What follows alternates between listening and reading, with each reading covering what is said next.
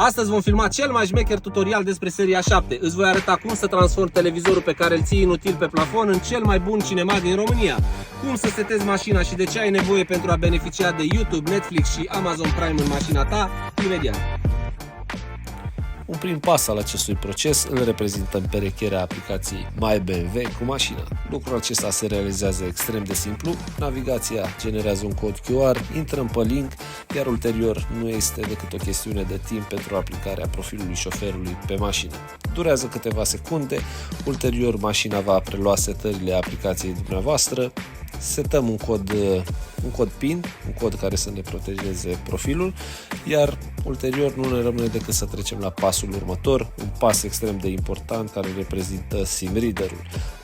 Acest SIM Reader poate fi achiziționat de la orice dealer BMW, iar în interiorul lui este foarte important să introducem un abonament de date de la Orange. Doar de la Orange, de la orice alt furnizor de telefonie nu va funcționa. Din meniul mașinii selectăm pictograma dispozitive mobile, iar acolo partea de eSIM personal ne va pune la dispoziție activarea eSIM-ului. Activarea o vom efectua cu SIM card, pentru că am introdus un abonament de date în interiorul dispozitivului.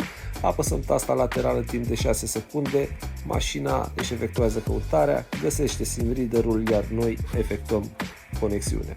Avem și confirmarea, conexiunea este realizată cu succes, iar în acest moment televizorul este alimentat cu internet. Haideți să verificăm. Pentru ca experiența să fie unică, îți recomand modul Theater, mod în care mașina își rabatează ecranul, ridică toate perdeluțele făcând o beznă totală în habitacul. Nouă nu ne mai rămâne decât să facem ultimele setări, să ne conectăm în contul de Amazon, singurul cont care face posibilă funcționarea acestui ecran, iar ulterior repetăm operațiunea în aplicația de pe telefon. Ce ne mai rămâne de făcut decât să ne bucurăm de o călătorie lungă urmărind serialele noastre preferate de pe YouTube, Netflix sau Amazon.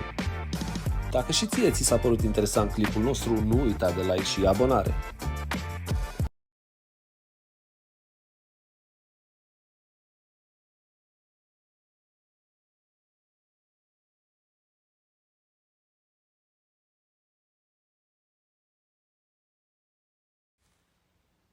În acest moment device-ul este împerecheat, transmite internet către display-ul mașinii, către televizor, acolo unde nouă nu ne mai rămâne decât să ne logăm în contul de Amazon Prime.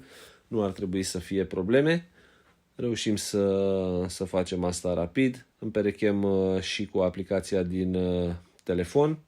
Logarea este una rapidă, iar în acest moment nu ne mai rămâne decât să ne bucurăm de experiența Executive Lounge în propriul nostru cinematograf.